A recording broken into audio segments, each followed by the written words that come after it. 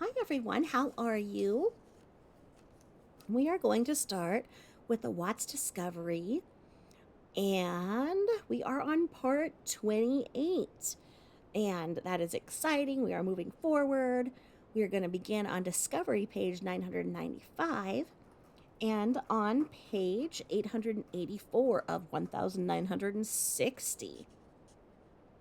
So, here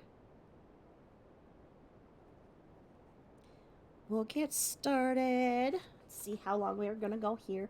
The last episode, number 27, was really repetitive, and I apologize for that. So then, when I saw that it was going to start on a whole new topic of the autopsy drawings, I wanted to kind of stop that and begin on a new note. So I apologize for the abrupt ending on the last, but here we go to the next part. And so, like I say, we're starting on Discovery page 995 and page 884 of our counting of 1960.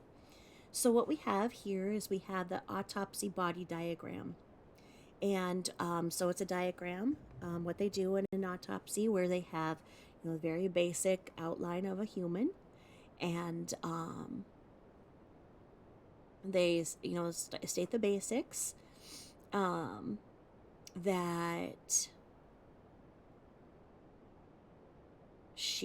so it says a DOD, which is date of deceased, which would be they put on there the 8/16, which we know was probably the 13th.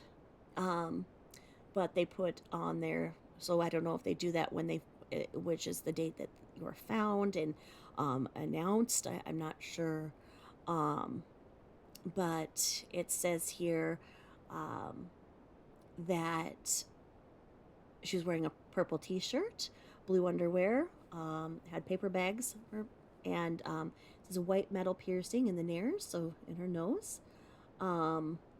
It has so it shows squares by her hands, and it shows a circular drawing in between her legs, which we know have a supplemental, and I have explained that supplemental in a different video. What it says here with this circle from it, it has a question mark and it says GYN plus SAC. So it's saying gynecological plus SAC. In other words, they don't know what they're looking at.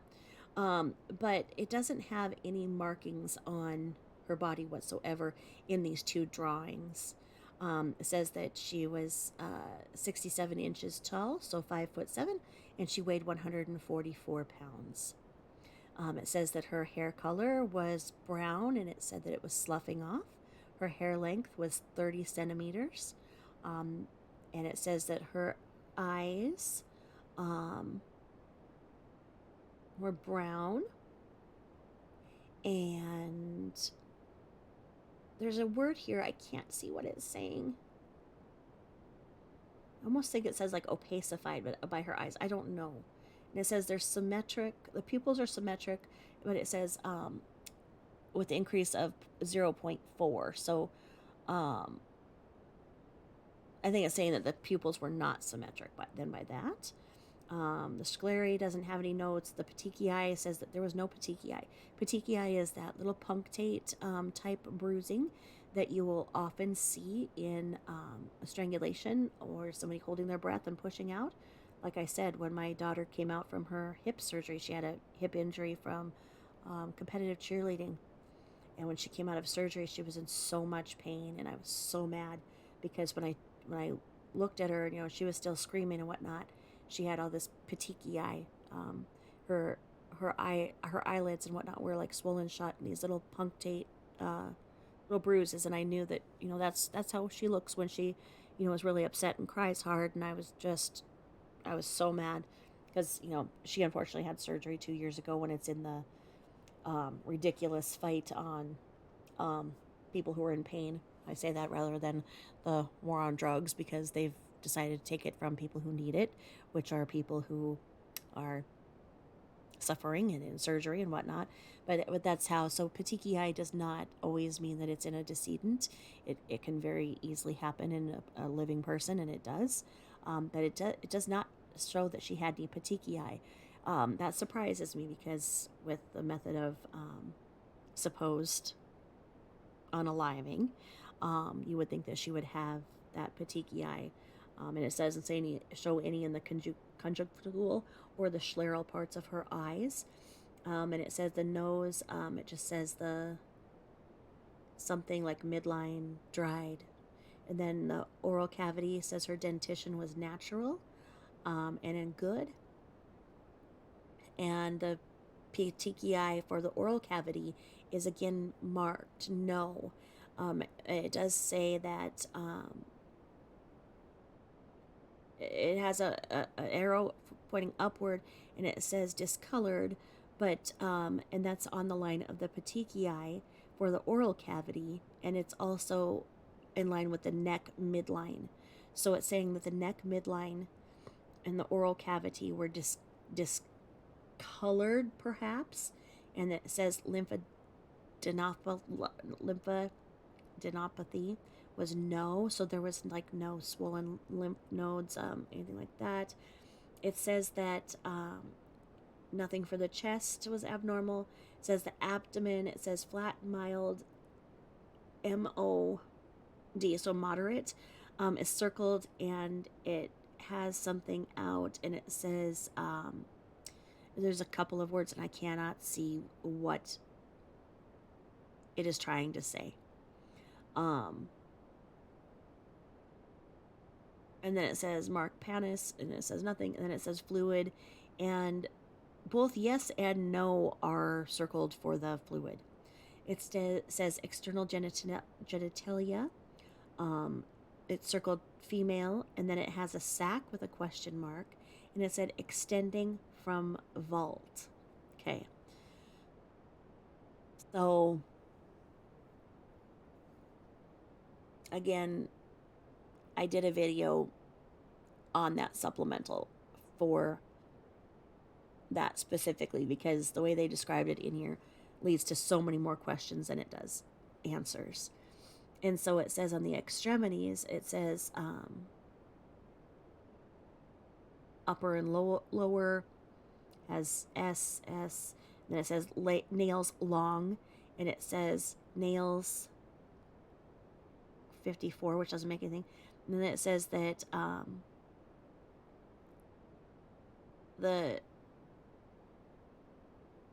okay, so it must be the upper extremities nails are long, and it's circled that they're dirty, and it says sand something, and then the lower nails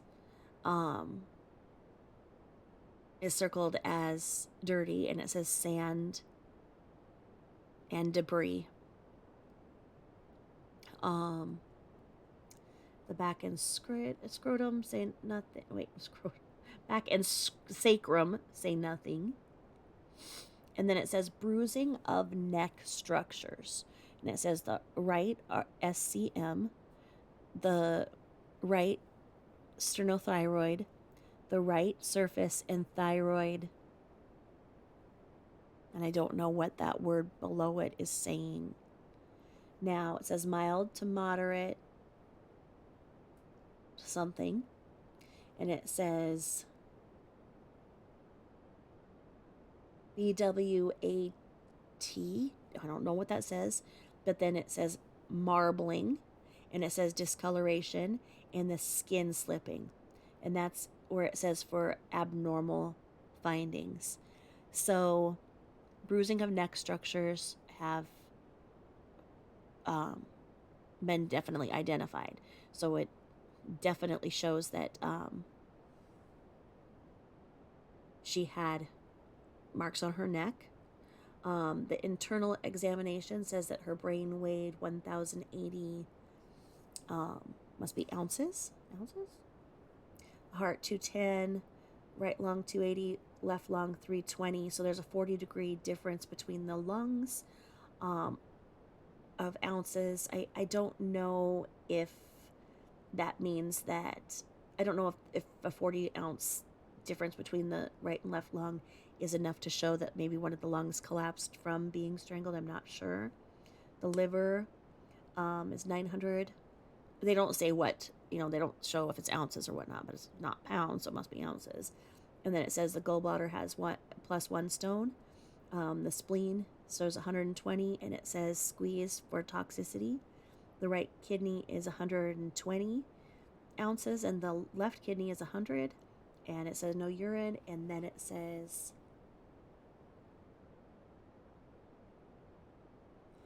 there's a sign here, and it says like something like discolored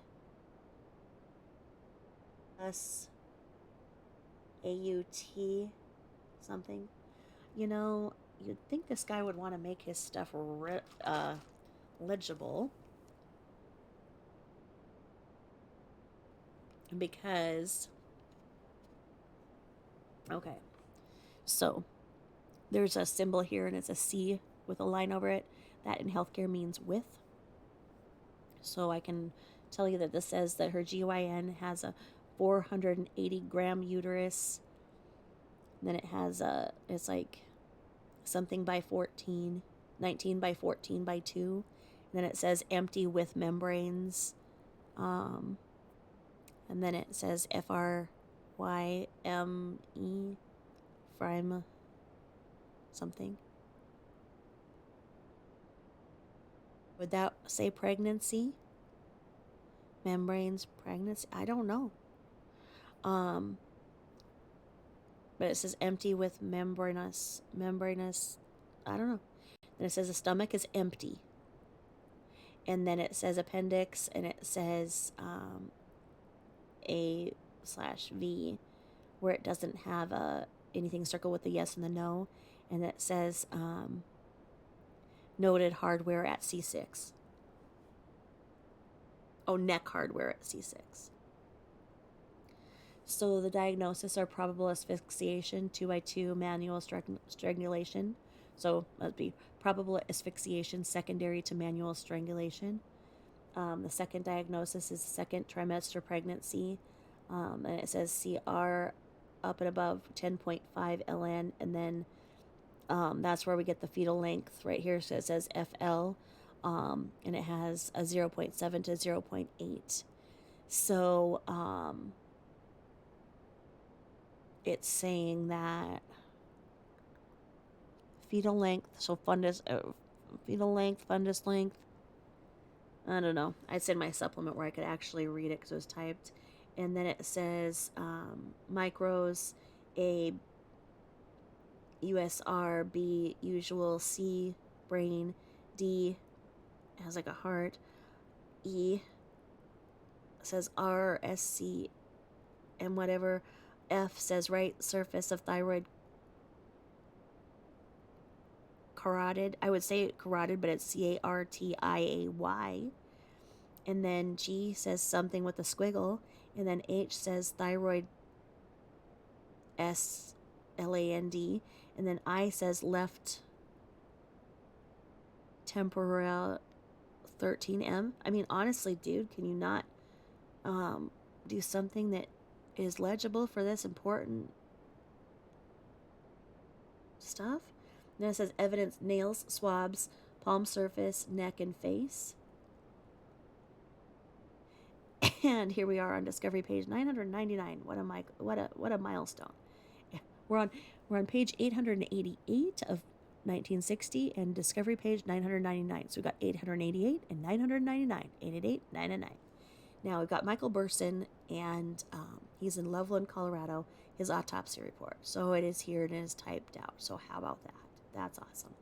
It says name of decedent, Shanann Watts. Case AW18, TAC 155. Investigation WCCO 18, TAC 435. Date and time of death is August 16th, 2018 at 0005 hours, in parentheses, pronounced. And it says the date and time of autopsy are August 17th, 2018 at 10:30 hours, and her age is 34 years, and she's a female. And it says here, diagnoses. History of being reported missing and subsequently being found unresponsive in an obvious state of death in a shallow grave. Asphyxiation due to manual strangulation. Bruising of the anterior strap muscles of the neck, right to left. So your anterior are out, so, and it says right to left, so let's say here, going outward. So you've got bruising of the anterior strap muscles. So here I am, like looking like I'm strangling myself. If you put your hands on there on your neck, it's right where your thumb and middle finger would be. If you put one hand around your neck and you grab yourself, where your thumb and your middle finger are grabbing, your other fingers are grabbing, that's where. So it's like right there is where the strangling was. Like it was done like with one hand. And it says mild to moderate decomposition consisting of generalized discoloration, bloating, and skin slippage. And then it says the history of an intrauterine pregnancy, second trimester, largely decomposed fetus and placental unit found expelled from the gravid uterus. Toxicology is listed here. And it says in the toxicology, post-mortem basic spleen blood. And it says ethanol, 128 milligrams. And it says blood alcohol concentration is 0.128. Why is that noted if it's not relevant? Why is that noted if it's just a normal part of decomp? Why is that noted as the third diagnosis, third aspect of diagnosis? You've got 1 for the strangulation. You've got 2 with the pregnancy noted. You've got 3 with the toxicology. Tell me that that's not relevant when it's listed like that. And then it says, in the opinion, based on the history provided in the autopsy findings, the cause of death is asphyxiation due to manual strangulation by another individual. The manner of death is homicide. Okay. And this was finished September 26th because they have to wait for toxicology. And that often, that takes 6 weeks after, the autopsy is done. Toxicology comes out. And that's where in the Kylie Rodney thing, when they were acting like, oh, it's because Adventures with Purpose did something wrong. And so they couldn't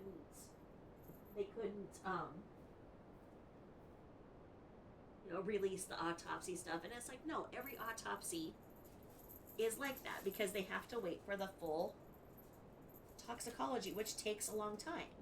And because the toxicology could very much be a contributing factor to the death. So you can have a preliminary finding, but for the full and complete autopsy, you have to wait for toxicology to come out. And so, let's see here.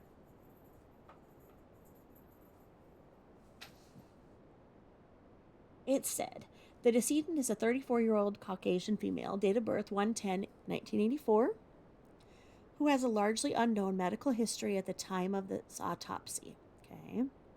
Reportedly, the decedent returned home from a business trip on the early morning of August 13, 2018.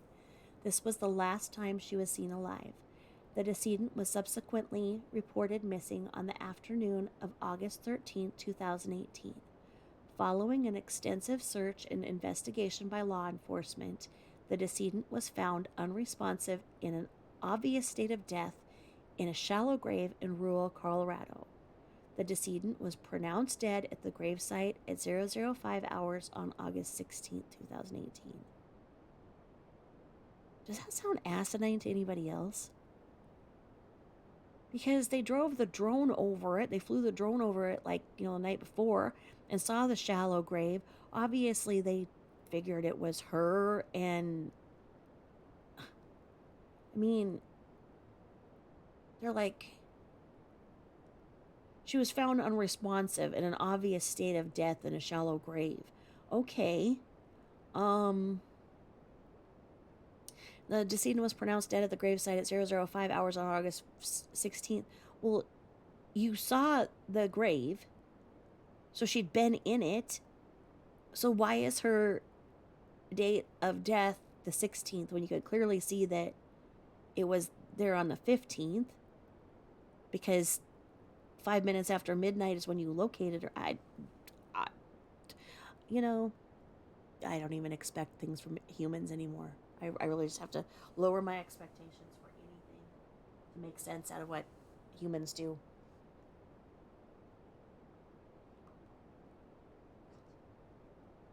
And just go with what cats do. That's what I'm going to do. I've turned into a full-on cat woman. So it says the witnesses, personnel present for the postmortem examination include Michael Burson, MD, PhD, pathologist, and Joey Weiner, autopsy assistant. Who we know, Joey Weiner is a woman. Joey Weiner's a lady. For a complete list of individuals present at the autopsy, please see the investigative report file held at the Weld County Coroner's Office. District Attorney disclaimer. At 10:10 hours on August 17, 2018, the representative from the District Attorney's Office read a portion of an email which he received from the Public Defender's Office. In this email, the Public Defender has requested that we swab the necks of the children for residual trace DNA.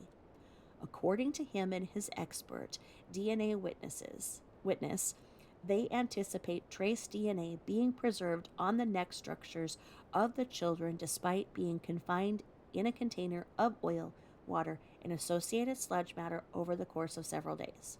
Okay, we have heard this sarcastic remark before. This is also repetitive. I don't know why there's so much repetitive stuff in all of this.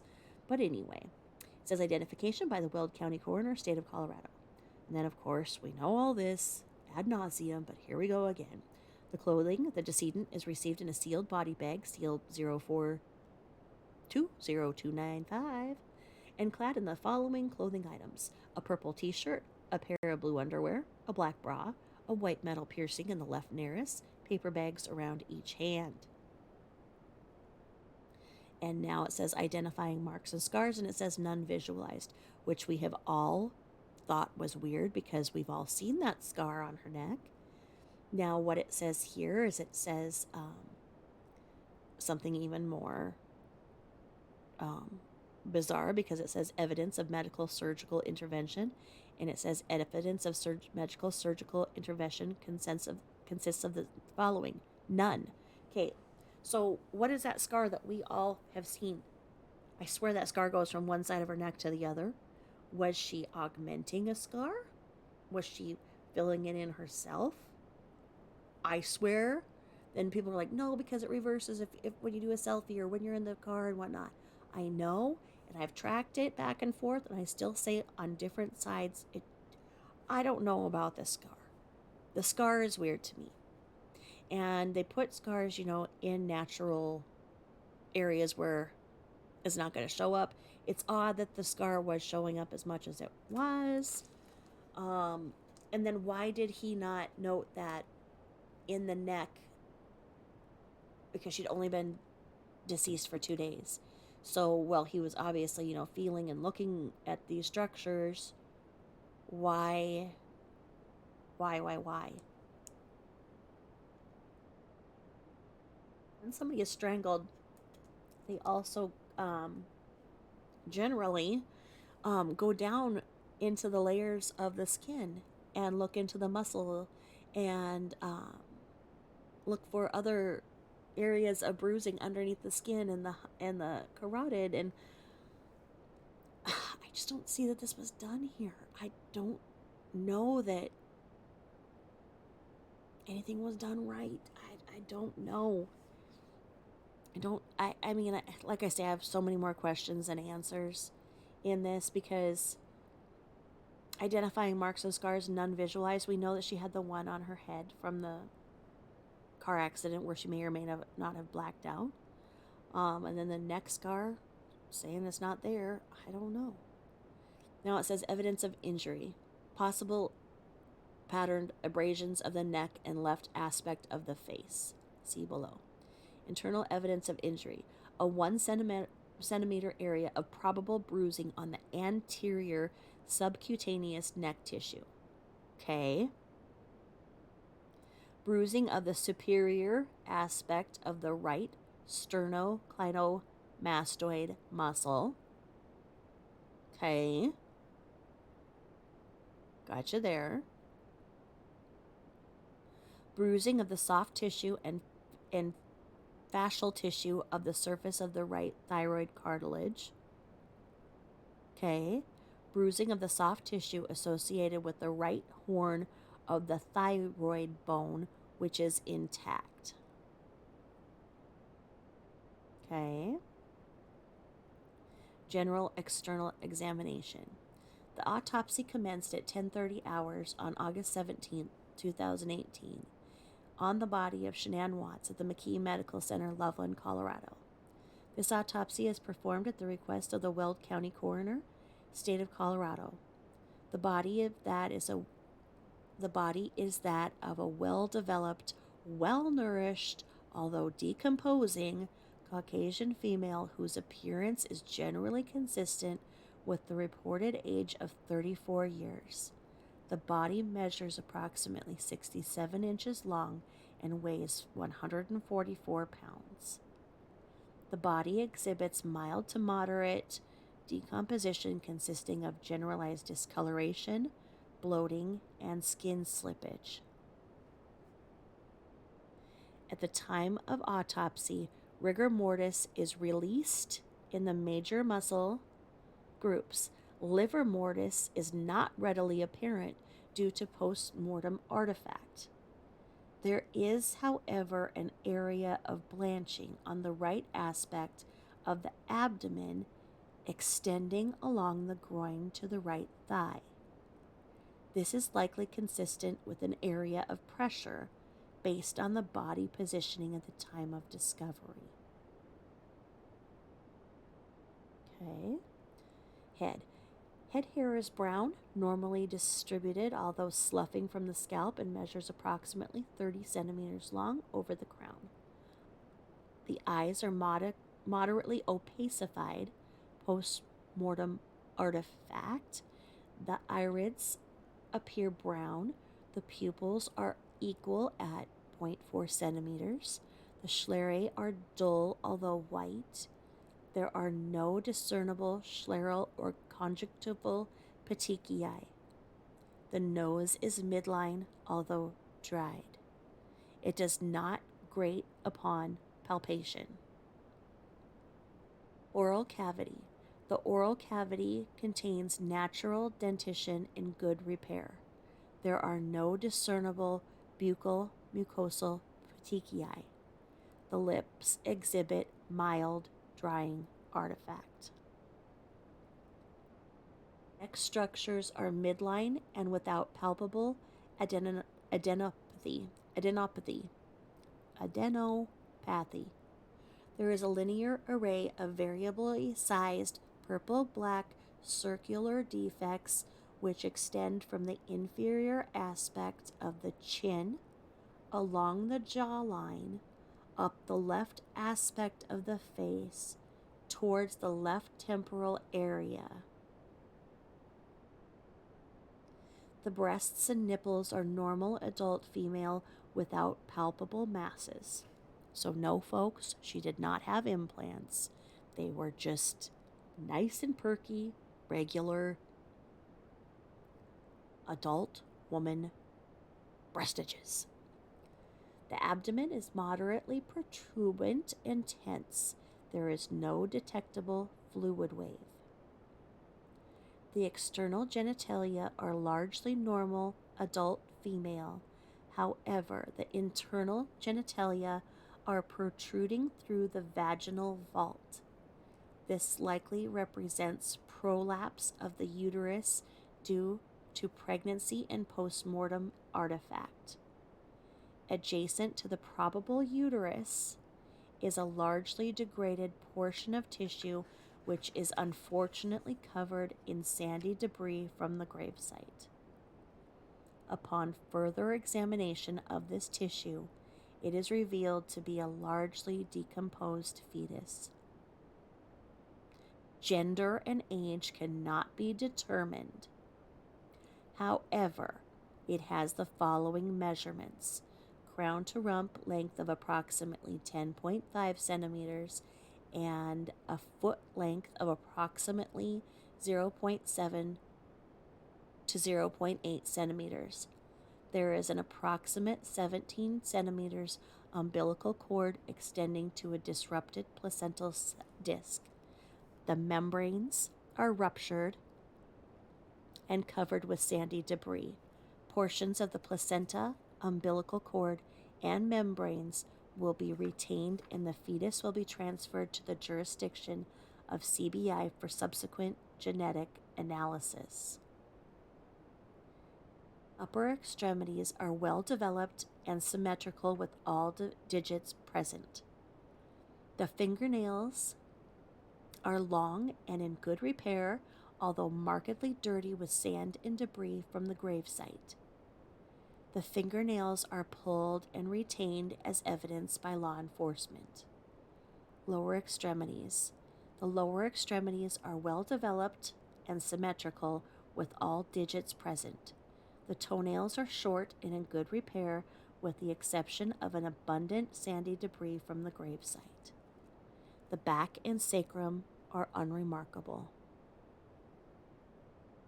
The body is open with a routine thoraco-abdominal incision.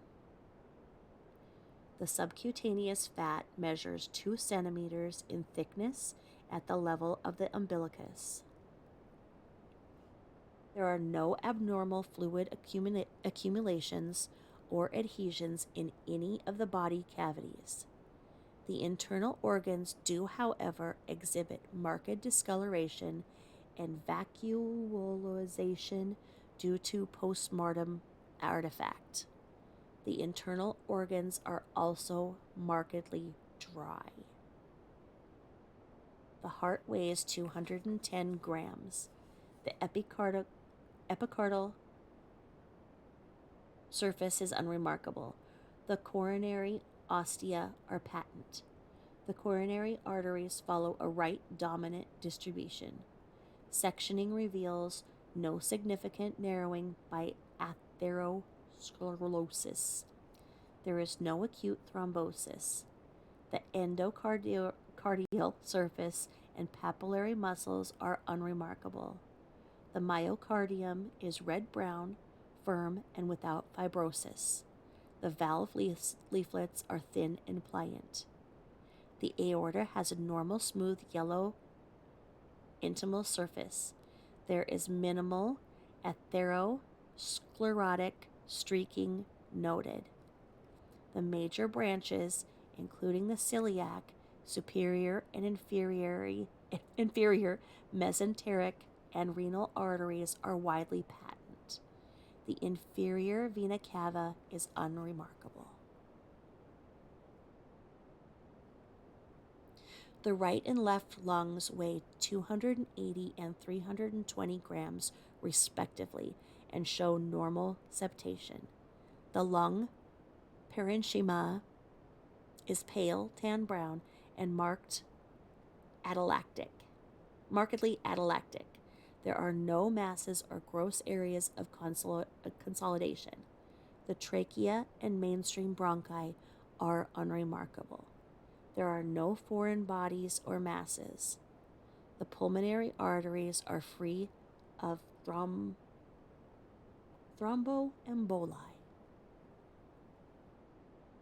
The spleen is soft and weighs 120 grams.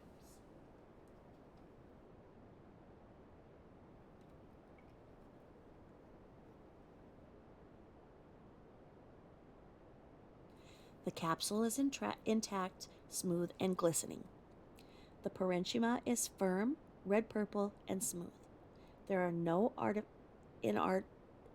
infarcts, nodules, or scars or cysts present.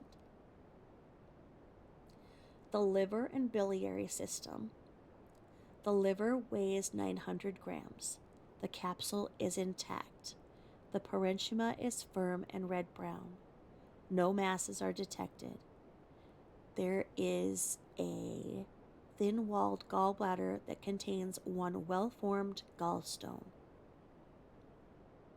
which may have been giving her some of the issues, and which is why she should have went to the freaking doctor. That, oh, I'm out of network doesn't mean anything when you're pregnant at all. You're in network. You could have been fine. And if it was from the gallstone giving her, those problems, she could have had that taken care of. But was she really sick, or was she just saying that to manipulate? Who knows? Who knows?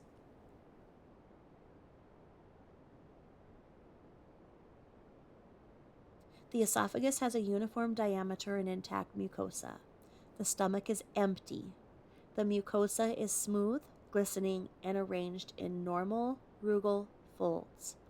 There are no gastric or duodenal ulcers. Small and large intestines. The small and large intestines have a uniform dimension and appear unremarkable. The veriform appendix is not visualized. Pancreas is tan orange with lobular texture. There is no evidence of hemorrhage or saponification. The adrenal glands have a golden cortex and gray-brown medulla. The kidneys. The right and left kidneys weigh 120 and 100 grams, respectively. The capsules strip with ease. The external cortical surface is red-purple and smooth. The cortices are well delineated from the medullary pyramids. The pelvis and ureters are non-dilated. The urinary bladder is empty. The mucosal surface is tan pink, moist and smooth. The female internal genitalia. The fallopian tubes and ovaries are unremarkable. The uterus, 480 grams, measures 19 by 14 by 2 centimeters, is prolapsed through the vaginal vault. Okay, hold on.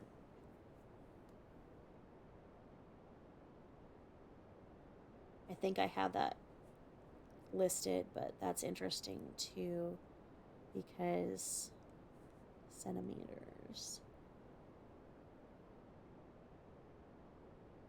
480 grams.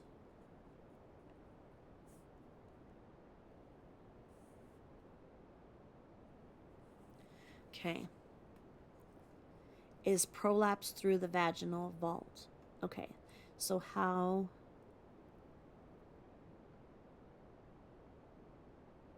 do they measure it? Let's see. The uterus is open to reveal predominantly empty space with membranous fragments remaining. There is also a red-brown fluid and discoloration of the endometrial lining. Okay. Is this where people say that is in her stomach? Because I am not saying that every single thing is here in the discovery. I know that there have been supplemental discovery things, and I have some of those. I will be happy to continue to review every single thing to show what is factual. But it says here there's no fluid in her stomach. And there's other people who say that there is something in her stomach. And I believe that they've said that it's this red-brown fluid. So just to make sure that we're noting this is in her uterus. The uterus has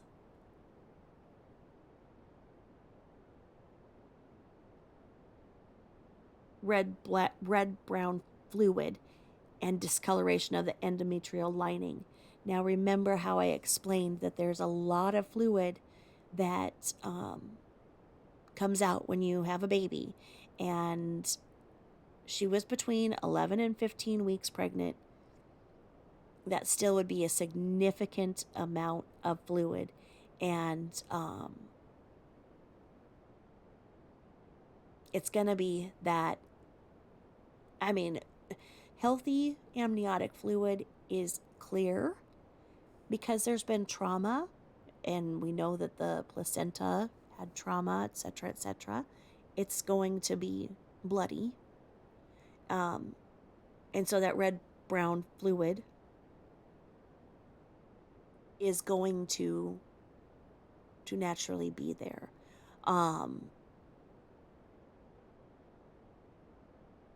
But that's where this is in the uterus, is not in her stomach. It says here there's nothing in her stomach. And like I say, if there's additional supplements from the, whatever, I like I say, I'll be happy to review them. But I have heard people say that there was this fluid in her stomach. And it says here the stomach is empty. It says here that that's in the endometrial lining. That's very separate from the stomach.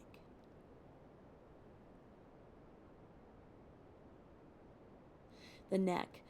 Traumatic injury has been previously described. The anterior musculature is smooth and dull. The epiglottis and hypopharynx are unremarkable. The hyoid bone and thyroid cartilage are intact. The laryngeal mucosa is unremarkable. There are no masses or aspirated material. The thyroid gland has symmetrical lobes and appears unremarkable. The spine has normal configuration. There is faintly visible hardware involving the anterior aspect of the cervical spine at the level of C6.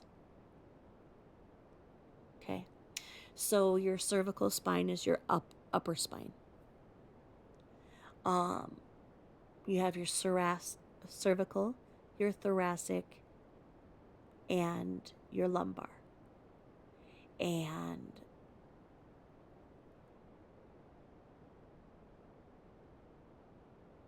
the way that this is saying is it's saying there's faintly visible hardware involving the anterior aspect of the cervical spine at the level of C6. There is no soft tissue hemorrhage or other abnormalities associated with this prior surgical site. C6 is not going to be showing where she has that scar. D6 is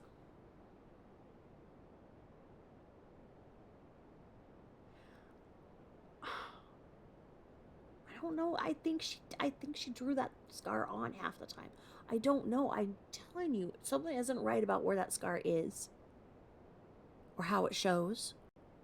I mean, like I say, tomorrow I'm 4 weeks out from my rotator cuff surgery, and I have the one long incision that's tucked into the armpit that looks like another vagina. Looks like I should put a tampon in my armpit. But that's where my bicep was resected, put back where it belongs. And my other 5 incisions that were done on the tops and sides and back of my shoulder, they all had stitches. You can barely tell that anything happened. If you were to look straight on at me right now and just look, you can't tell that I had surgery. And it's 4 weeks out. So how are we seeing this weird scar on your neck where you have natural lines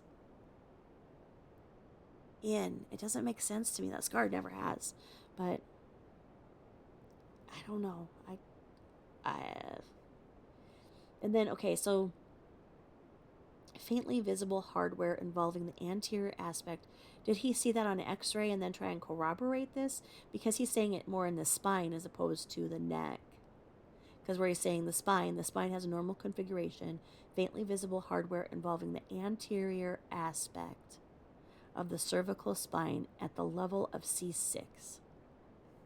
So C6 is where we need to kind of show where that is on the front.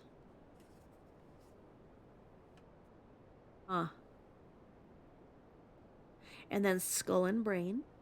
Reflection of the scalp reveals area of congestion and discoloration, which are likely associated with postmortem artifact. There is no evidence of discrete hemorrhage, contusions, or lacerations. Reflection of the skull reveals no evidence of epidural or subdural hemorrhage.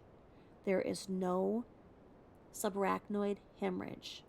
The brain is markedly soft and discolored postmortem artifact and weighs 1,080 grams.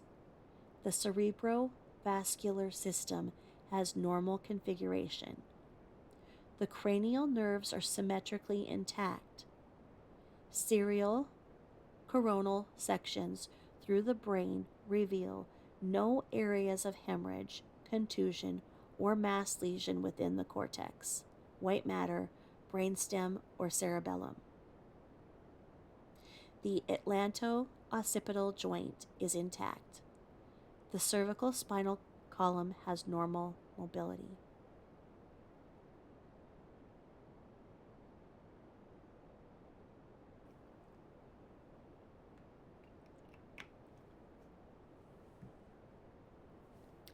The specimens retained at the time of autopsy include blood retained from the spleen. Representative sections of major organs are also retained. And then it says for toxicology, blood obtained from the spleen is submitted to NMS labs for analysis.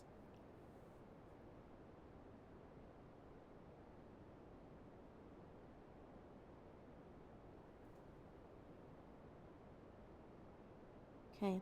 Now it says the fetus is transferred to the Colorado Bureau of Investigation for genetic analysis if warranted in the future. Well, what were the results of those genetic analysis? Then it says swabs the palmar surfaces of the hands, anterior and lateral neck surface, and the face.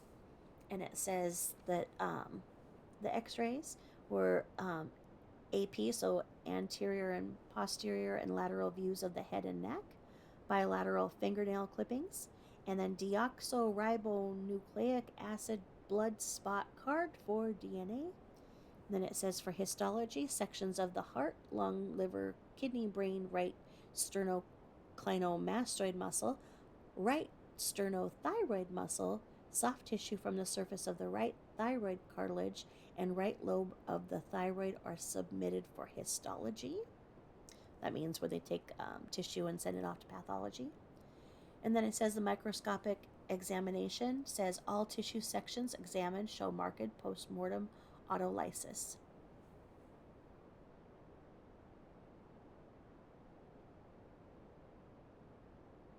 Then NMS Labs comes here, and now it says for Bella Watts for her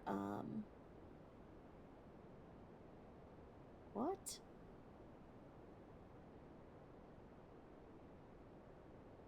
Okay.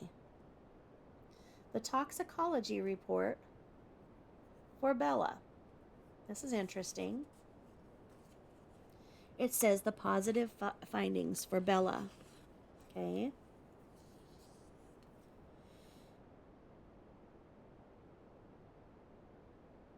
Bella is 4 years old. Her birthday, 12/17/2013. So let's work these out. Because the positive toxicology, I want to work these all out and go through what each of these are because this is bothering. It says benzene. What is benzene? It says ethyl benzene. I mean, maybe these are all oil. Maybe so. Benzene. Toluene. Toluene. 3.7. And then xylenes.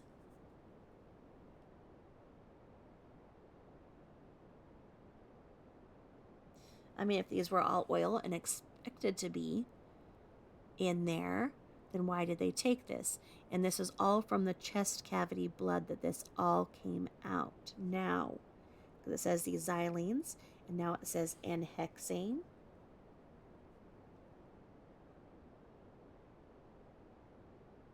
Now it says methyl pentanes.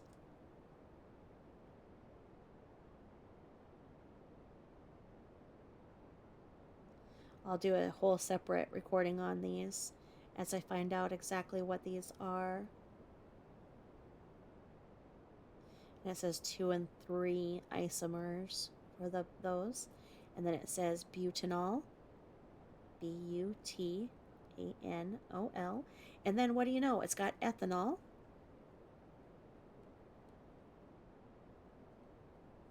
of 13, and it has ACETALDEHYDE.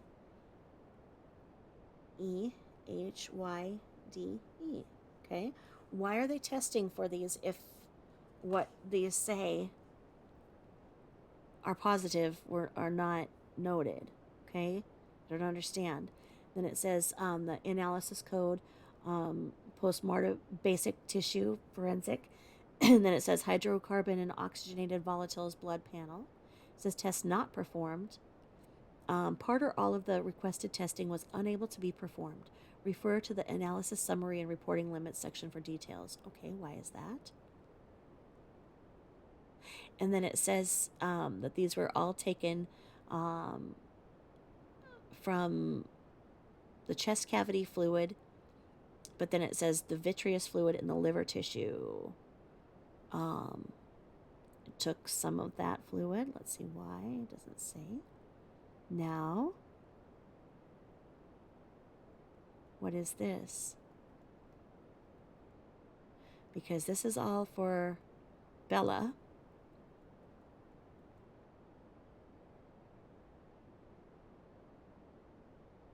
Confidential, okay. So all of this came through, and it repeats it. Okay. So it goes down and it breaks it down, okay? So this gives us what we want to see. I want to see if CC had the same.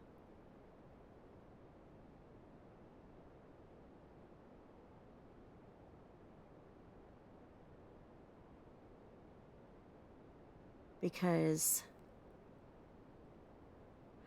I want to see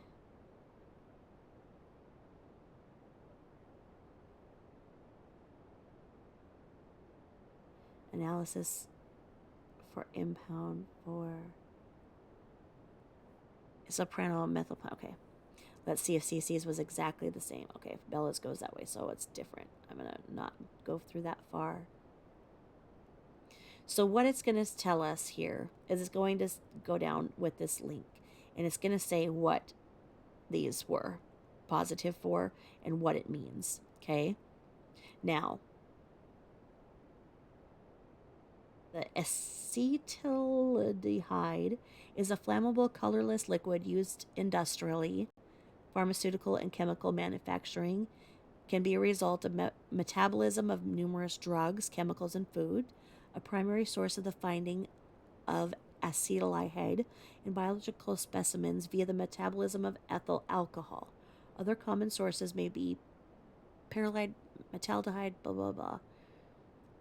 Some pathological conditions can be diabetes, can account for increased acetaldehyde levels in vivo, especially after consumption of alcohol. Well, she's not drinking, so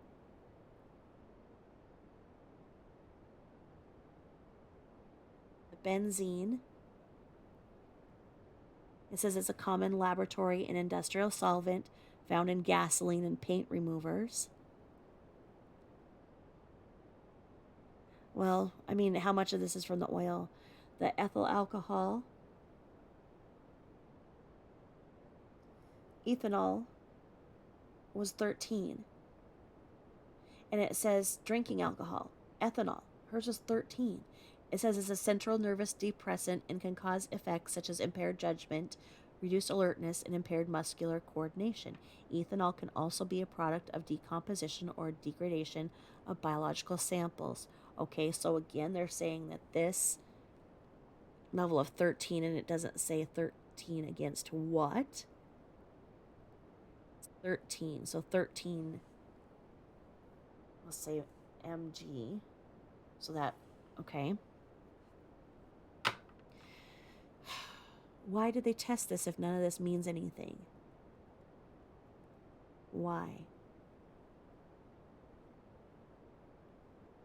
And then it says that ethylbenzene is the commercial solvent.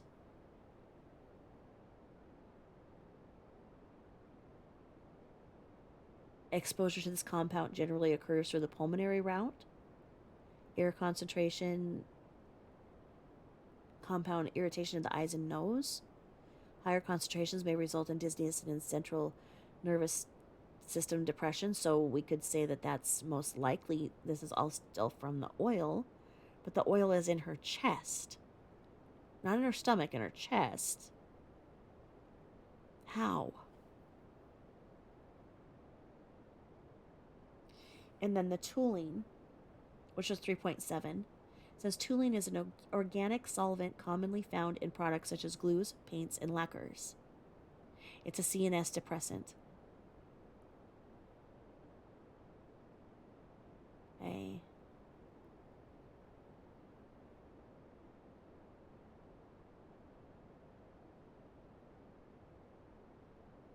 So it's talking about vapors.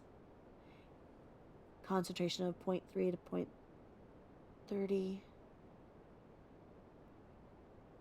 And then the xylenes it has in here.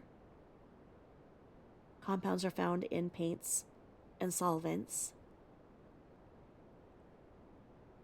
Accelerants.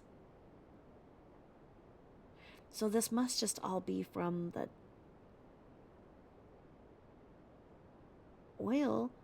But how would it be inside the chest cavity blood? I would see it being outside, and in the skin and absorbed, but I don't see how it be in the chest cavity. Because the next thing says, the butanol, the butyl alcohol, that's a flammable liquid used for fats, waxes, resins, shellac, and varnish. So all of these would be in oil, right?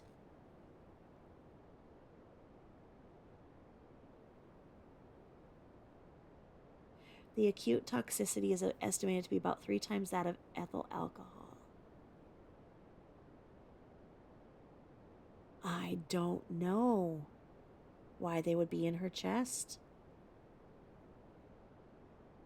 Because then this is the autopsy page of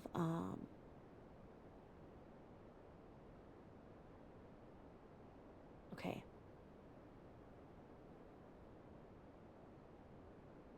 Volatiles blood, chest cavity blood, and it still goes in here, and it's another page, and it has all of these things. Say, why would they have tested if they knew that it was going to be there because of if this was normal and not notable? Why take them? If this was just oil, I don't get this.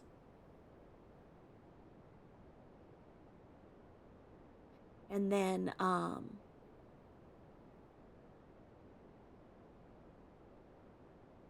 they have another Alyssa thing, and it has all these things where it's amphetamines, barbiturates, blah blah blah, benzos, and the report limits. And I don't see where it's saying where hers were taken or not taken. That is very confusing. And then we have the autopsy body diagram for Bella. And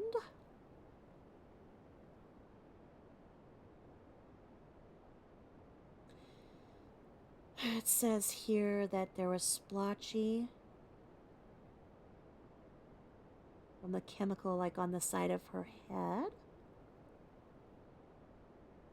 a little drawing here on her stomach with some squiggly lines. I don't know what that means. It says marbling. So there's marbling on her stomach. Okay. She was 41 inches tall and 38 pounds. Her hair was a combination of brown and blonde. They circled. Hair length was 15 centimeters. So 15 centimeters. And it says her hair distribution was normal. And it says her eyes are opacified and they're brown. And they were symmetric at 0.3. And it says that her teeth are natural and good. No petechiae in Bella either.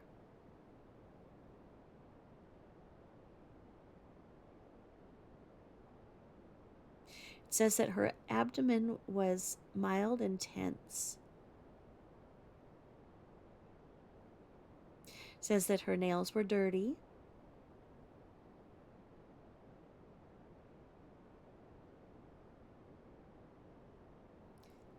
Okay, and it says that she has a bite wound to her tongue.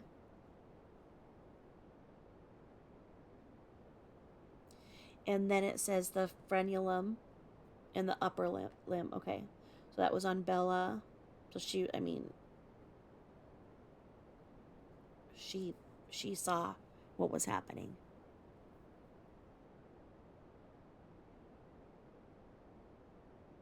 She saw and she fought.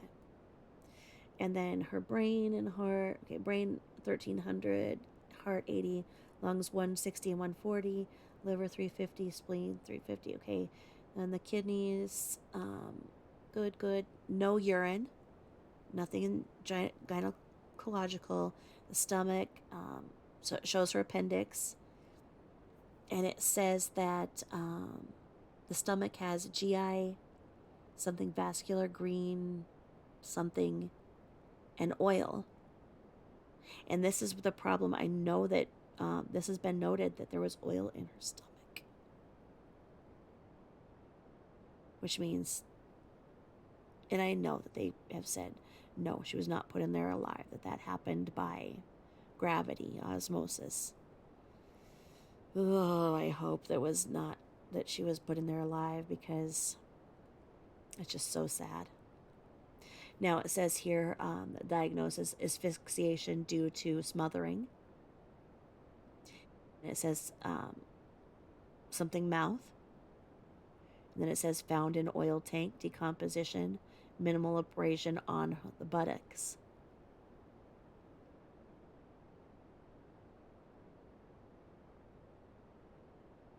So this goes with, what Chris said is the smothering. We need to find out where it went from the leap from what he said to what others think. And so the autopsy report for Bella Watts comes in here, and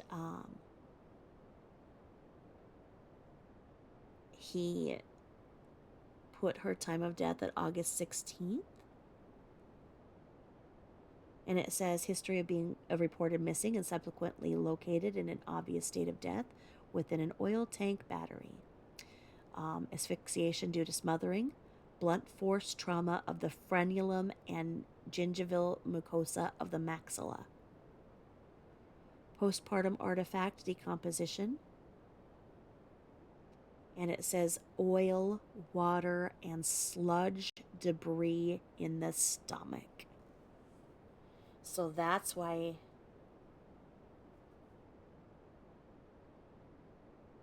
okay. So if it went into her stomach, how did it get in her lungs? I don't get it. Oil, water, sludge in stomach. Do the experts come out and say that what this says isn't true because they don't want it to be true? I mean, how else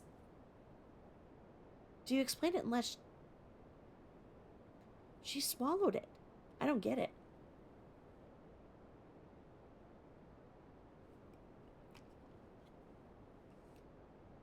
Oh, and it says hydrocarbon exposure. And it says the toxicology, postmortem, basic liver tissue, none detected. And then it says the chest cavity blood had benzene present, ethylbenzene present, toluene present, xylenes present, and hexene present, methylpentanes isomers present, and butanol present, all in the blood. Chest cavity blood. Ethanol and acetaldehyde. 13 milligrams. It says, based on the history provided in the autopsy finding, the cause of death is asphyxiation due to smothering. The toxicology results likely represent decomposition and artifact of being submerged in an oil tank for several days. The manner of death is homicide.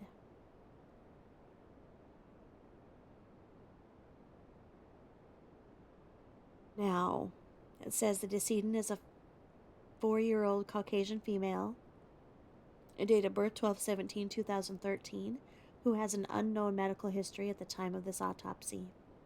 Reportedly, the decedent was reported missing with her sibling and mother on the afternoon of August 13th, 2018. Unfortunately, the decedent was subsequently located in an obvious state of death within an oil tank battery container on rural property. The decedent was pronounced dead at the scene at 1750 hours on August 16, 2018. Personnel present for the postmortem examination include Michael Burson, MD, PhD, pathologist, and Joey Weiner, autopsy assistant. For a complete list of individuals present at the autopsy, please see the investigative report file held at the Weld County Coroner's Office. District Attorney disclaimer. At 10:10 hours on August 17, 2018, the representative from the District Attorney's Office read a portion of an email which he received from the Public Defender's Office.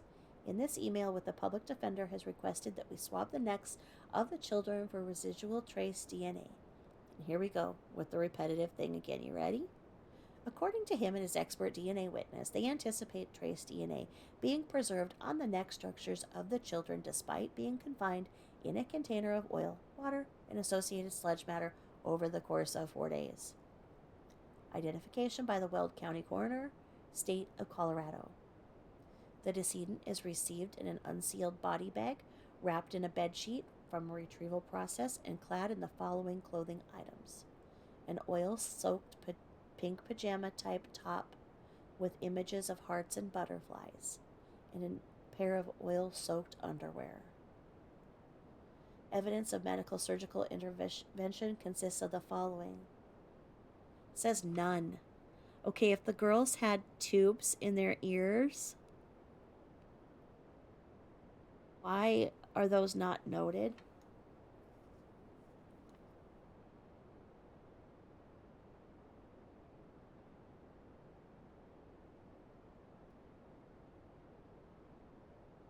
More questions than answer.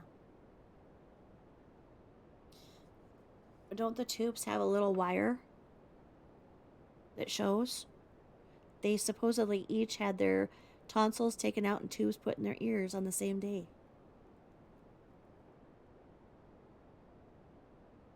Evidence of injury. A 13 by 3 centimeter area of vertical excoriations from the left buttocks.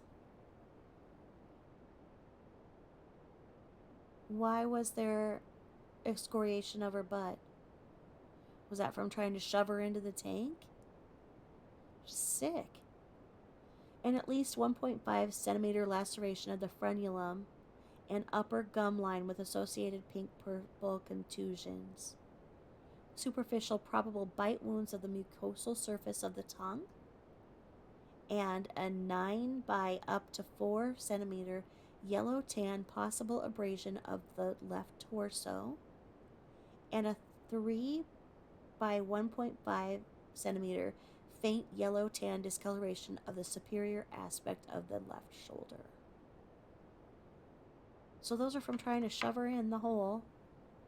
I mean, whoever did this, worst case scenario, why couldn't they have just put her with her mom in the shallow grave? Why couldn't they put Bella and Cece with her? I mean, if they already did what they did, why this? So horrible. The general external examination. The autopsy is commenced at 13:30 hours on August 17, 2018, on the body of Bella Watts at the McKee Medical Center, Loveland, Colorado. This autopsy is performed at the request of the Weld County Coroner, State of Colorado.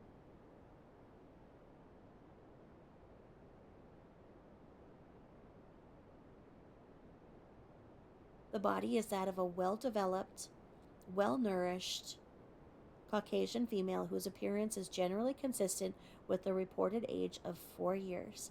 The body measures approximately 41 inches long and weighs 38 pounds. At the time of the autopsy, rigor mortis is released in the major muscle groups and the muscles of mastication. Livor mortis is not readily apparent due to postmortem artifact and decomposition. There is postmortem artifact consisting of bloating, marbling of the abdominal surfaces, and areas of skin slippage. Unfortunately, the body was found in an oil tanker containing oil and aqueous fluid. This resulted in an abundant skin slippage upon washing. The head hair is blondish brown, normally distributed, and measures up to 15 centimeters long over the crown. The eyes are moderately opacified from postmortem artifact. The irides appear brown, and the pupils are equal at 0.3 cm. The sclerae are dull, however, there are no discernible scleral or conjunctival petechiae. The nose is midline and does not grate upon palpation. The oral cavity contains natural dentition in good repair. The frenulum is markedly disrupted, and there are adjacent pink-purple bruises of the buccal mucosa present. There are also teeth impressions and superficial bite marks on the mucosal surface of the tongue. Neck structures are midline and without palpable adenopathy. The breasts and nipples are normal female. The abdomen is mildly protuberant and slightly tense, postmortem artifact. The external genitalia are normal female. The upper extremities are well developed and symmetrical with all digits present. The fingernails are short, dirty, in fair repair without evidence of tearing. The fingernails are clipped and retained as evidence. The lower extremities are well developed and symmetrical with all digits present. The toenails are short, dirty, and in fair repair. The back and sacrum are unremarkable. Body is open with a routine thoraco-abdominal incision. The subcutaneous fat measures 1.2 centimeters in thickness at the level of the umbilicus. There are no abnormal fluid accumulations or adhesions in any of the body cavities. The heart weighs 80 grams. The epicardial surface is unremarkable. The coronary ostia are patent. The coronary arteries follow a right dominant distribution. Sectioning reveals no significant narrowing by arteriosclerosis. There is no acute thrombosis. The endocardial surface and papillary muscles are unremarkable. The myocardium is red-brown, firm, and without fibrosis. The valve leaflets are thin and pliant. The aorta has a normal smooth yellow intimal surface. There is minimal atherosclerotic streaking noted. Isn't it crazy? This is almost exactly like her mom's. The major branches, including the celiac, superior, and inferior mesenteric and renal arteries, are widely patent. The inferior vena cava is unremarkable. The right and left lungs weigh 160 and 140 grams, respectively, and show normal septation. The lung parenchyma is mottled pink tan to purple. There are no masses or gross areas of consolidation. The trachea and mainstream bronchi are unremarkable. There are no foreign bodies or masses. The pulmonary arteries are free of thromboemboli.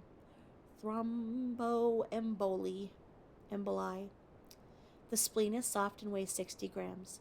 The capsule is intact, smooth, and glistening. The parenchyma is firm, red-purple, and smooth. There are no infarcts, nodules, scars, or cysts present. The liver weighs 350 grams.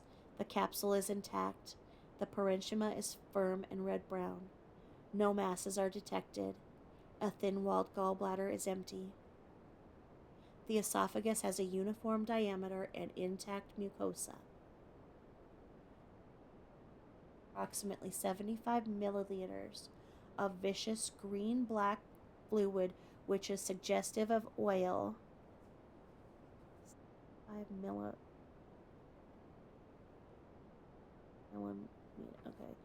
which is suggestive of oil and particulate matter from the oil tank which she was in. The mucosa is smooth, glistening, and arranged in normal rugal folds. There are no gastric or duodenal ulcers. The small and large intestines have a uniform dimension and appear unremarkable. The variform appendix is present. The pancreas is tan orange with lobular architecture. There is no evidence of hemorrhage or saponification. The adrenal glands have a golden cortex and gray-brown medulla.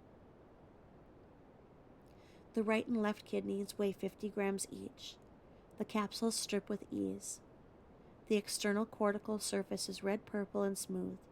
The cortices are well delineated from the medullary pyramids. The pelvis and ureters are non-dilated. The urinary bladder is empty. The mucosal surface is tan pink, moist, and smooth. The cervix, uterus, fallopian tubes, and ovaries are unremarkable. The anterior musculature is smooth and glistening, and the neck, the epiglottis, and hypopharynx are unremarkable. The hyoid bone and thyroid cartilage are intact. The laryngeal mucosa is pink-purple, moist, and smooth. There are no masses or aspirated material. The thyroid gland has symmetrical lobes and appears unremarkable. The spine has normal configuration. Reflection of the scalp reveals patchy areas of likely tardo spots. What is a tardo spot? Tardieu? What is that?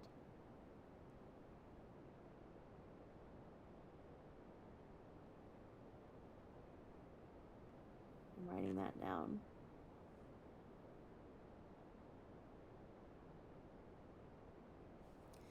These areas are incised to reveal superficial blood collections within the fascial planes. There do not appear to be any contusions present.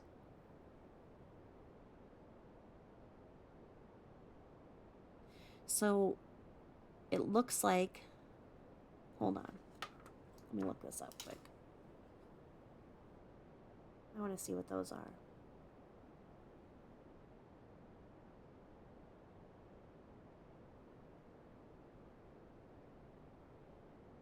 Tardieu.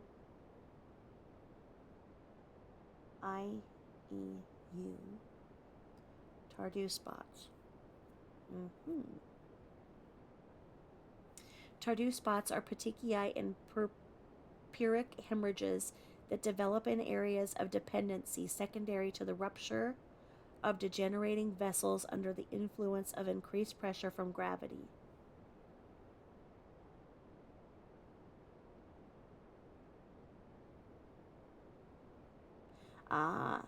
Tardieu spots and asphyxia, a literature study. So basically what it says is Tardieu was the most determined defender of the specificity of ecchymosis for suffocations. So it's something you see with suffocation. Tardieu spots are purple to black spots on the skin that can develop along with lividity from the rupture of capillaries. And Wikipedia states it as they follow the death of a newborn child by strangulation or suffocation, were first described by in 1879. So it's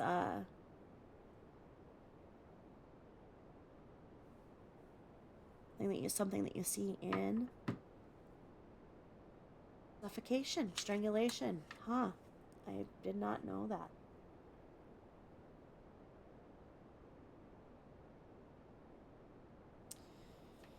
All right. So then we are at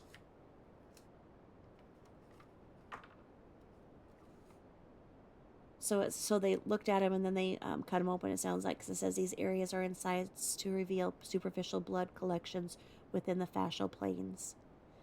There do not appear to be any contusions present. The skull is intact and without fracture. The dura is intact without epidural or subdural hemorrhage.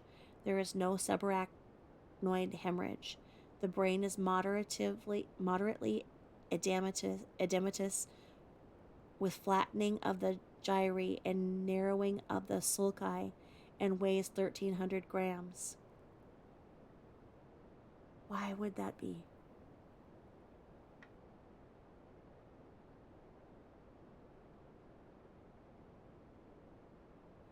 I want to write this down because that doesn't. Why would that? I don't know. It says, so the brain moderately edematous, flattening of the gyri,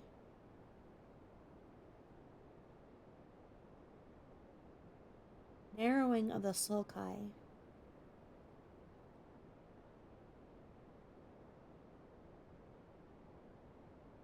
I mean, maybe those things are what happened in decomp, but I don't know. So much here.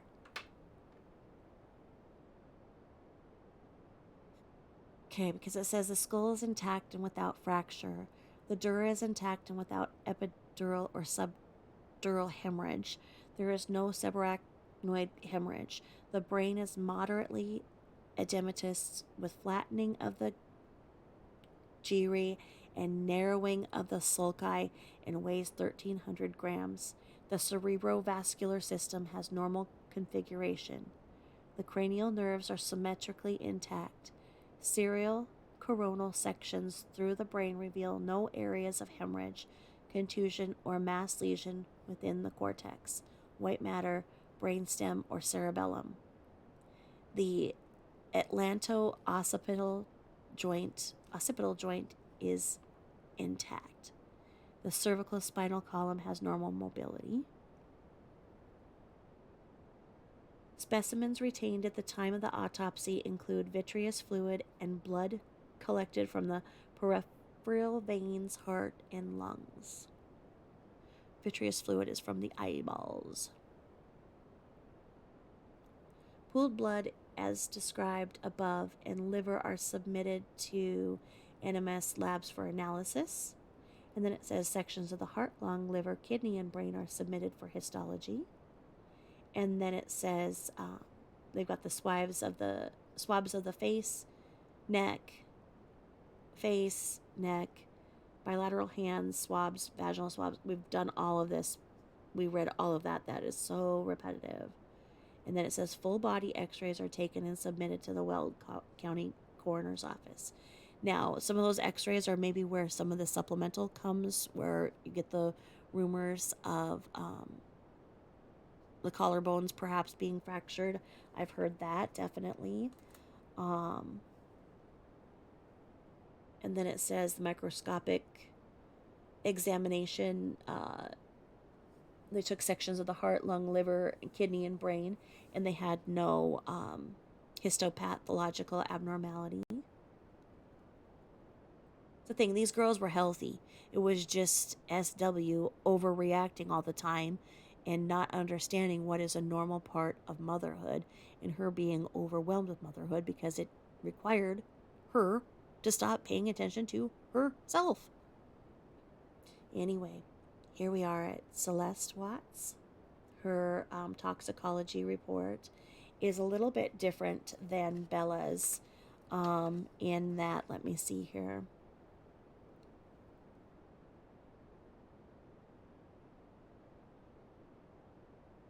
Okay.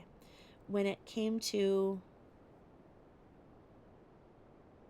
was her ethanol? Her ethanol is 31, where Bella's was 13.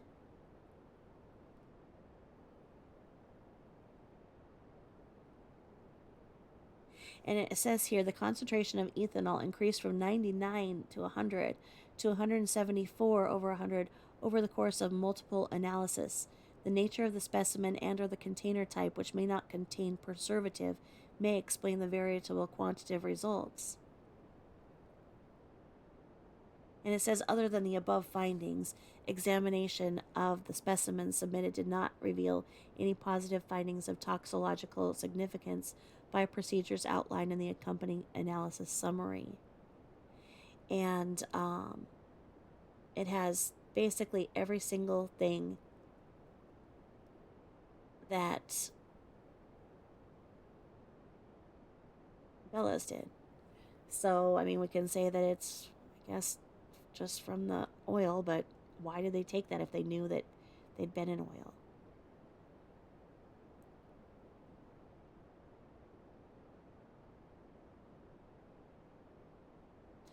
Actually, Celeste doesn't have nearly as many of the,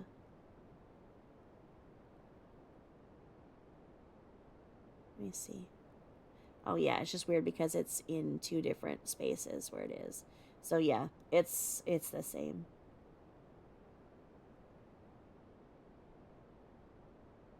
She's got a couple of different ones, and she's got propanol in there. And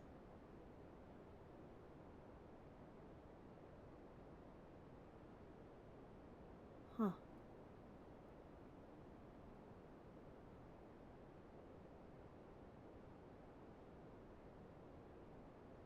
And these were taken from spleen, blood, liver tissue.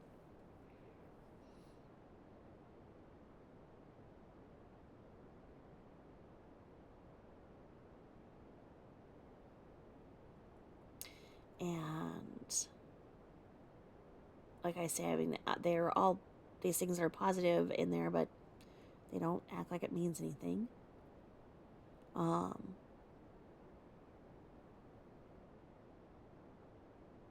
Why is it saying that the amphetamine confirmation?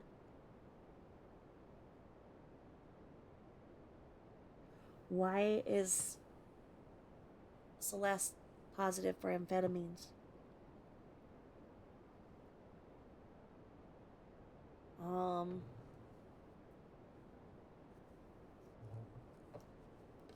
Let's see. Is that why she was always acting so wild? Let me make a note of this, because it says here in Celeste, it says here amphetamine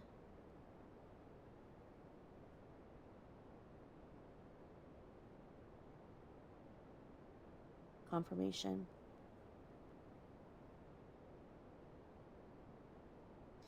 On page 916, amphetamine's confirmation in the liver tissue. That would have meant that she would have had to have metabolized it. So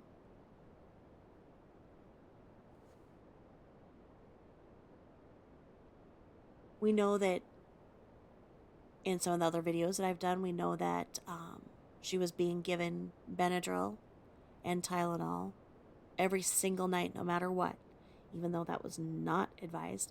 We know that she was on Singulair and omeprazole, of which none are amphetamines. Why is Celeste positive for... What? And it just doesn't say anything about why this is okay? Oh, guess we're just supposed to look it over. Let me see here. Okay. It's the same stuff where everything is listed. And then it goes down and it says the illicit things, and it's got all of these things, and it says like report limit, blah, blah, blah, right?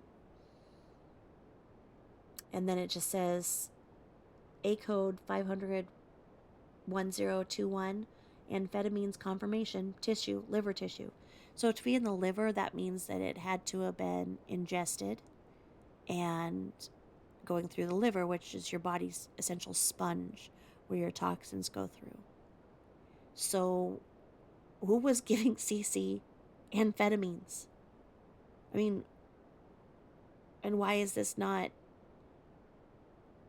And it says it's by liquid chromatography by the tandem mass spectrometry. So, you know, when you watch NCIS and they go to the mass spectrometry, and this is what they're talking about. I'm not understanding why it's okay that amphetamines were noted in a 3-year-old, and they don't put anything about that in here. Let me see here. So the report limit, they have all these report limits, and then it doesn't like show what they had. It's really confusing the way that they have this.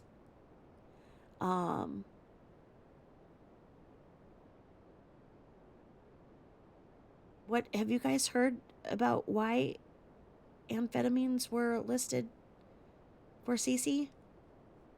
I mean, this doesn't make sense. I don't see what's going on here. Let's see if it says anything. Or if it's just supposed to be like, okay, yeah, status quo. You know, she was always bouncing off the walls, I guess so. Where was she getting this? Amphetamine. The heck?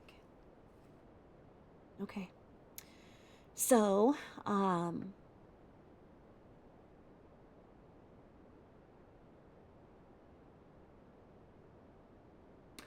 we have Cece is age 3.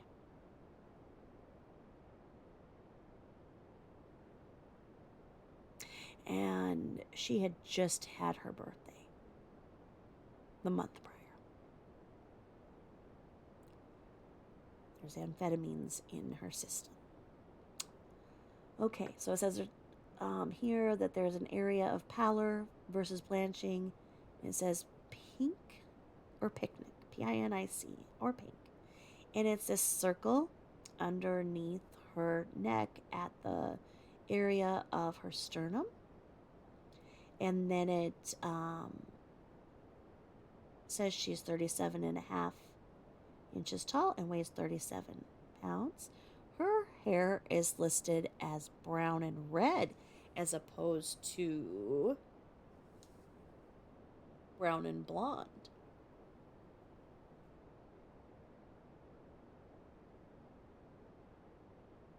Who do we know that has reddish hair?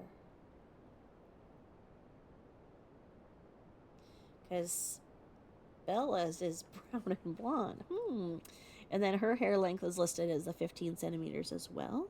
And then it says that the eyes are brown and they're opacified and symmetric at 0.3. And then it says she's got dull sclerai and no petechiae.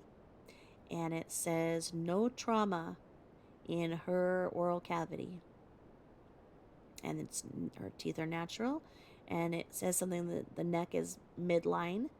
And she's female. Abdomen is mildly tense, just as her sister's was. And it says that her fingernails were good, but dirty. And then it says that her nails were sloughed off and recessive something by the CBI. We know that we talked about that before. And then it says an abnormal findings. It says something about I don't know. I'm gonna have to see what he typed out. And it says edema, soft, and I don't know. The brain 1,280, heart 80, lungs 180, 160, liver 320, spleen 40, 50, and 40 for the kidneys. They were eased. Urine none, gyno none, appendix yes. Okay, he didn't put his diagnosis in here. Let's see what he typed out. He typed out as asphyxiation due to smothering and mild post-mortem artifact. And then he lists in the toxicology. In the spleen blood, none. And then he puts the hydrocarbon and oxygenated volatiles panel in spleen blood. He put in the butanol, ethanol, propanol, and acetylide present. And then the ethanol in the liver tissue. And it says the concentration of the ethanol increased from 99 to 174 over the course of multiple analysis. The nature of the specimen and or the container type, which may not contain preservative, may explain the variable quantitative results. Okay? Now, he doesn't mention the frickin' amphetamines. Are you kidding? His opinion says, based on the history provided in the autopsy findings, the likely cause of death is asphyxiation due to smothering. The toxicology results likely represent decomposition and artifact of being submerged in an oil tank for several days. The manner of death is homicide. Okay. Amphetamine? Amphetamine happens from decomp?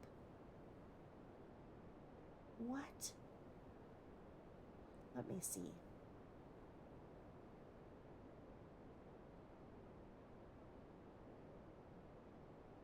Amphetamine decomp.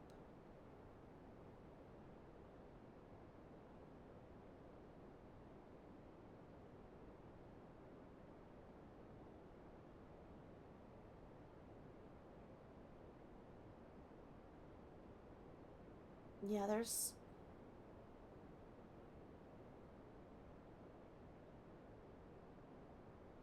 nothing that says, okay, so it says amphetamine in post-mortem liver. It gives a false positive for 10 days and degrade and decompose bodies. I'm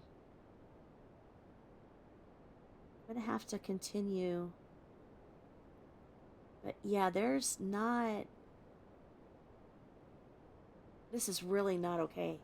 Why is that just something that's just there? That Cece had amphetamine in her toxicology.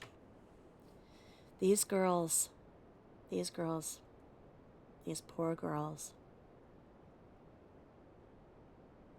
Okay, so let's see here. The decedent is a 3-year-old Caucasian female who has medical history significant for peanut allergies. Reportedly, the decedent was reported missing along with her sister and mother on the afternoon of August 13, 2018. She was unfortunately subsequently found unresponsive in an obvious state of death contained within an oil tank battery on rural property. The decedent was pronounced dead in the oil field at 1540 hours at August 16, 2018. Okay, so Cece had the peanut allergies that is noted in the autopsy. Doesn't say that Bella did. And why is that even noted right here like this? But anyway. Personnel present for the post-mortem examination include Michael Burson, pathologist, and Joey Weiner, autopsy assistant. For a complete list of individuals present at the autopsy, please see the investigative report file held at the Weld County Coroner's Office. Okay. And then he goes through that thing about the swab being on the neck and how he does not think that that is practical. And then it says the decedent is received in an unsealed body bag and clad in the following clothing items. Clothing is all covered in oil and debris. A pink and black t-shirt, a diaper, and a pair of underwear. And then it says there is no evidence of medical surgical intervention. That's, again, she should have the tubes for her ears. Um, Autopsy is commenced at 17:30 hours, August 17, 2018. The body of Celeste Watts at the McKee Medical Center. This autopsy is performed at the request of the Weld County Coroner, State of Colorado. The body is that of a well-developed, well-nourished Caucasian female whose appearance is generally consistent with the reported age of 3 years. The body measures approximately 37.5 inches long and weighs 37 pounds. At the time of autopsy, rigor mortis is released in the major muscle groups and the muscles of mastication. Livor mortis is not readily apparent due to post-mortem artifact. The body exhibits mild post-mortem artifact consisting of generalized bloating, areas of marbling, skin discoloration, and skin slippage. During the washing procedure, the majority of the skin is sloughed from the surface. The hair is red-brown, normally distributed, and measures up to 15 centimeters long over the crown. The eyes are opacified, post-mortem artifact. The irides appear brown. The pupils are equal at 0.3 centimeters. The sclerae are dull, and there are no discernible scleral or conjunctival petechiae. The nose is midline and does not grate upon palpation. And the oral cavity contains natural dentition in good repair. There are no buccal mucosal petechiae.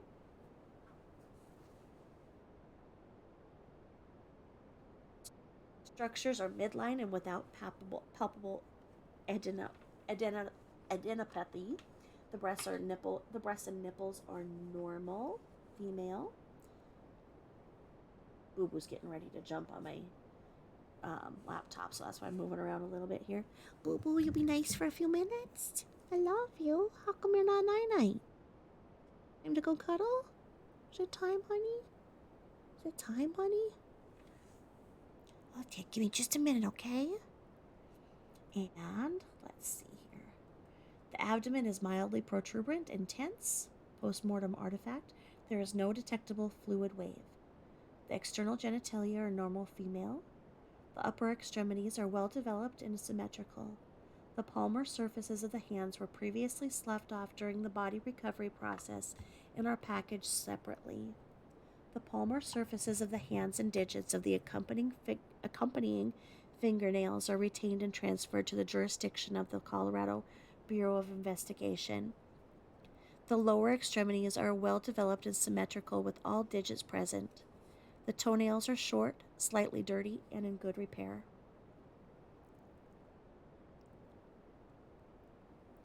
The back and sacrum are unremarkable. The body is open with a routine thoraco-abdominal incision. The subcutaneous fat measures 1 centimeter in thickness at the level of the umbilicus. There are no abnormal fluid accumulations or adhesions in any of the body cavities. The internal organs all exhibit marked discoloration and vacuolization due to post-mortem artifact. The heart weighs 80 grams. The epicardial surface is unremarkable. The coronary ostia are patent. The coronary arteries follow a right dominant distribution. Sectioning reveals no significant narrowing or by atherosclerosis. There is no acute thrombosis. The endocardial surface and papillary muscles are unremarkable.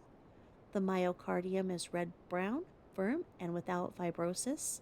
The valve leaflets are thin and pliant. The aorta has a normal smooth yellow intimal surface. There is minimal atherosclerotic streaking noted. The major branches, including the celiac, superior and inferior mesenteric, and renal arteries, are widely patent. The inferior vena cava is unremarkable. Just like their mamas. The right and left lungs weigh 180 and 160 grams respectively and show normal septation.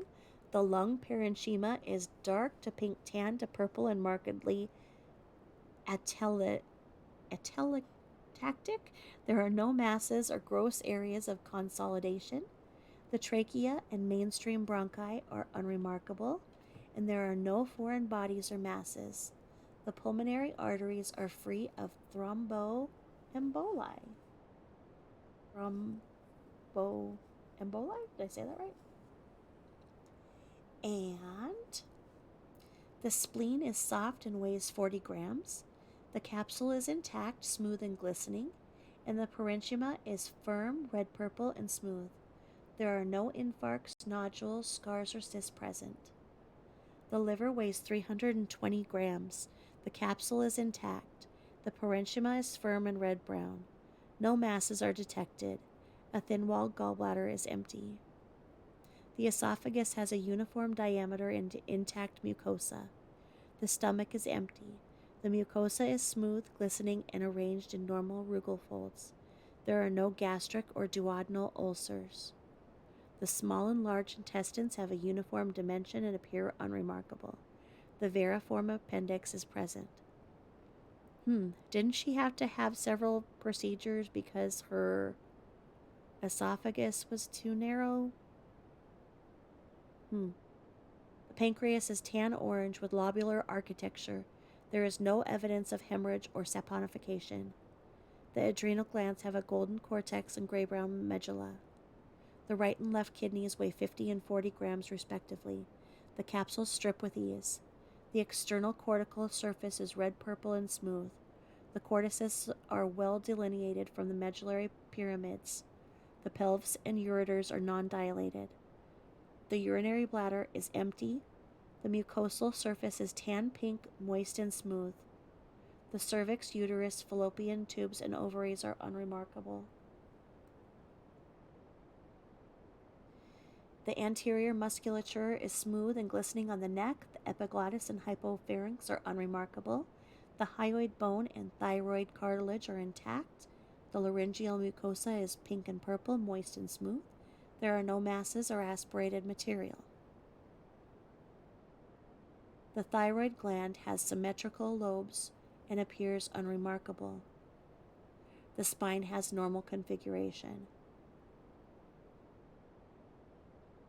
The reflection of the scalp reveals no areas of laceration, contusion, or hematoma. The skull is intact and without fracture. The dura is intact and without epidural or subdural hemorrhage. There is no subarachnoid hemorrhage. The brain markedly soft and edematous. Postmortem artifact and weighs 1,280 grams. The cerebrovascular system has normal configuration. The cranial nerves are symmetrically intact. Serial coronal sections through the brain reveal no areas of hemorrhage, contusion, or mass lesion within the cortex, white matter, brainstem, or cerebellum. The atlanto-occipital joint is intact. The cervical spinal column has normal mobility. Specimens retained at autopsy include pooled blood from the iliac veins and heart, blood obtained from the spleen and liver tissue. The toxicology came from pooled blood, spleen blood, and liver tissue. The sections of the heart, liver, kidney, and brain are submitted for histology. The evidence goes with the swabs of the face, neck, and face after washing, anterior neck after washing, and the bilateral hands and the palmar surfaces. Oral swabs, vaginal swabs, fingernails, and the deoxyribonucleic acid blood spot card for DNA. Full x-rays are taken and submitted. Sections of the heart, lung, liver, kidney, and brain are without histopathologic abnormality. And this shows where the zip files and everything are from the coroner, right there. And this is probably a really good time to stop, as we're going to a supplemental report from Purcell We'll go there on the next episode, which will be 29, if you can believe it. And thank you so much for listening. I really appreciate it. We went from 884 to 930 of 1960. And then we are at Discovery page 1047. We started at 995. So we got through some good information. I'm still really bothered as to why Cece was positive for amphetamines. I don't see a reasonable explanation for that. If you guys know a reasonable explanation for why Cece would turn up with amphetamines in her system, please let me know. I'm really bothered by it, quite frankly. But anyway, thank you so much for listening. We are at 840 strong now of on this quest to continue to fight for the truth on all things Watts and otherwise. Thanks for bearing with me, even though I have a sore throat and I've got another freaking virus. I